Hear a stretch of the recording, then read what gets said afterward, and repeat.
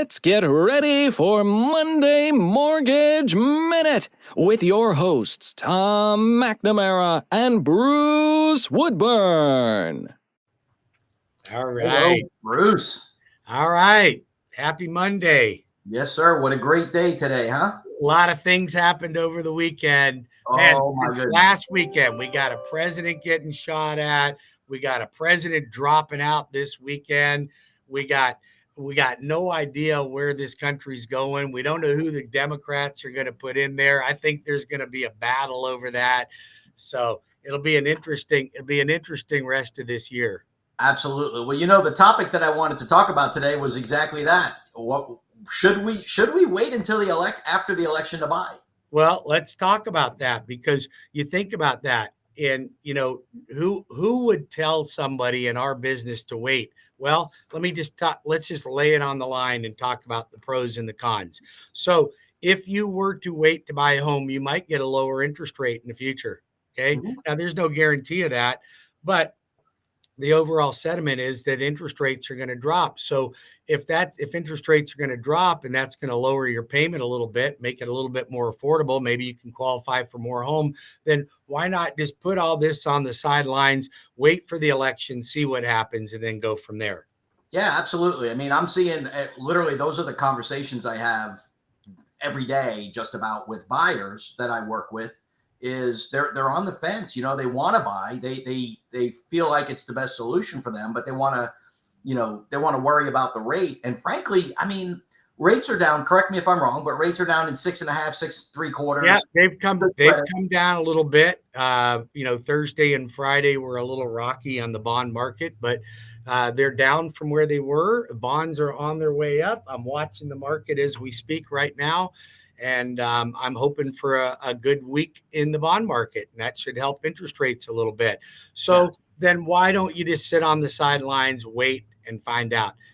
Now, well, I'll tell you why, man. I'm going to tell you right now. I've got one buyer under contract that I did last weekend. Put them under contract, and we're negotiating, or we're in the inspection phase, right? First of all, we negotiated money off. That he didn't want help with closing costs, so we got him money off. Got a decent deal.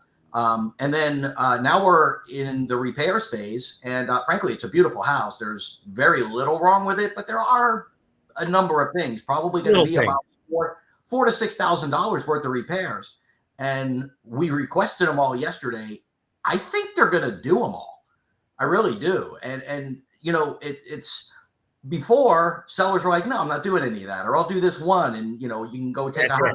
Yeah, I'll fix the leaky faucet on the outside spigot, but that's all I'm fixing. Yeah, and or whatever's absolutely required for insurance, they'll do.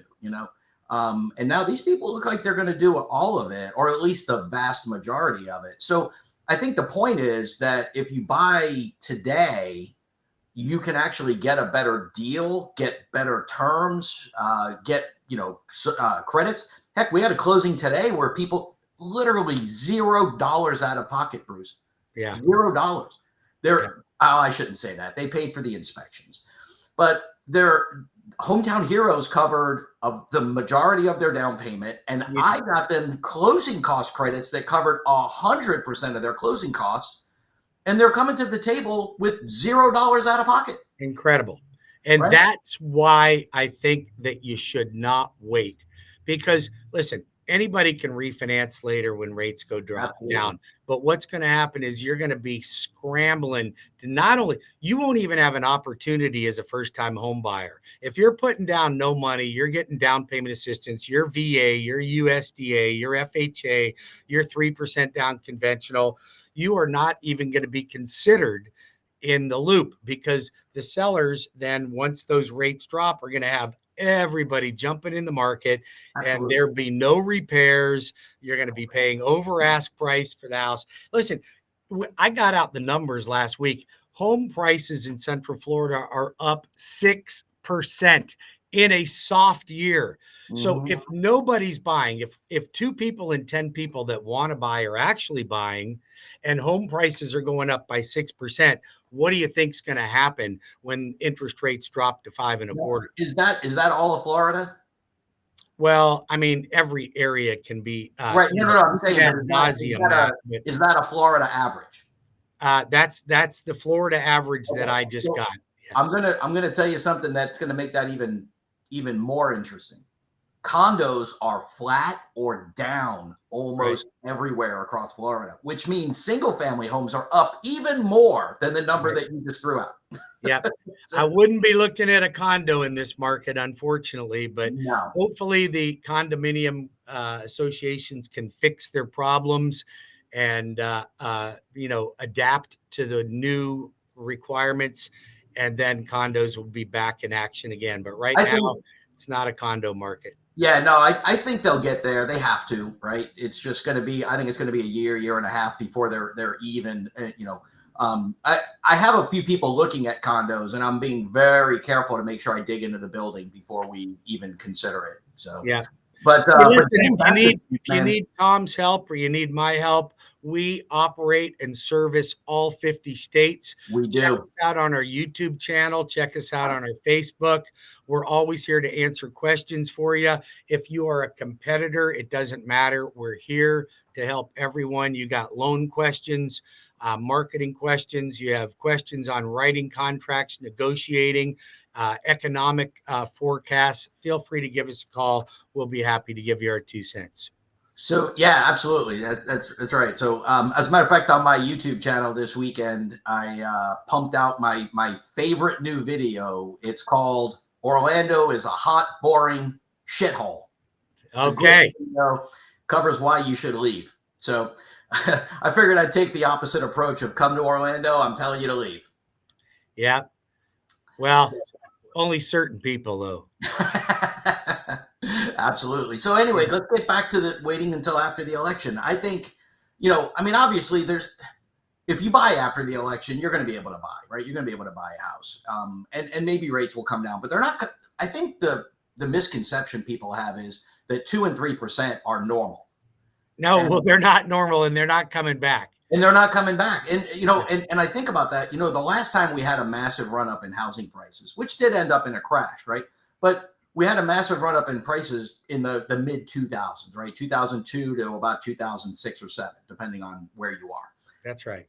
What were rates then? 6 and 7%. Yeah.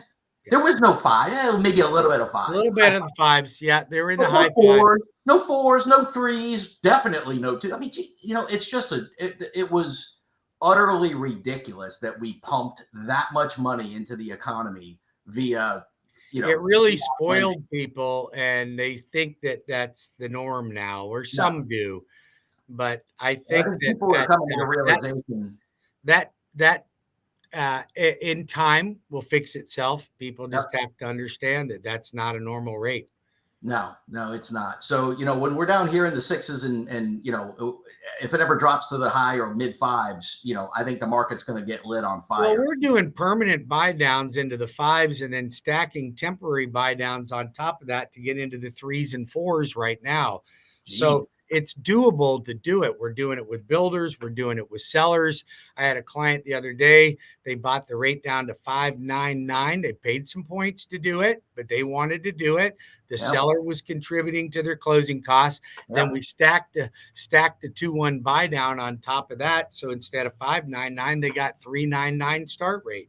There you go. There's always ways to get in, man. So, hey, I'll tell you, man, we didn't talk about Hometown Heroes yet. I know that we both thought that it was going to run out of money by the end of this month, and it's looking like it's going to last maybe until the end of August. It very well could. There's 54 million left, so we've gone through just under 50% of it. And I think that there was a surge from people that were just sitting on the sidelines waiting to lock it in. So I think that was about 15% of that. So you actually do have an opportunity, but I wouldn't take that for granted either. I locked in one this morning for Hometown Heroes already. I'm not taking any chances on that slipping away. Yeah, for sure. I mean, it's, while it's not free money, it's a free loan, right? I mean, it costs you nothing to borrow that money. And I'll borrow all the money I can at 0% interest. Yeah, I love 0%. Well, hey, Bruce, it's been awesome, man. I don't think anybody should wait until after the election if they're ready to buy today. But, obviously that's a personal decision. I'm happy to consult anybody. Well, we'll go over it with you. Let's go over the pros and cons. Let's weigh the numbers. Let's see what they would be if they go up. I mean, you and I have talked about this, that Barbara Corcoran, real estate mogul and Shark Tank host, thinks that when interest rates drop into the mid fives, that we're going to see a 15% appreciation jump.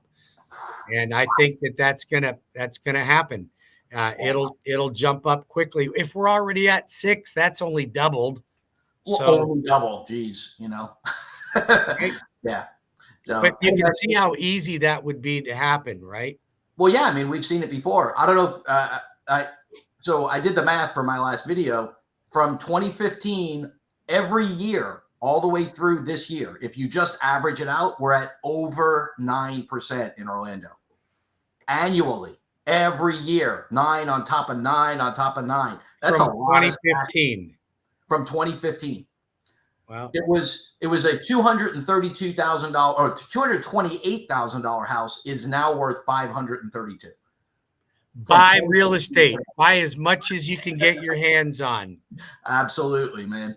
Hey, I gotta go. It's been a long day. Make it a good one. All right, you do.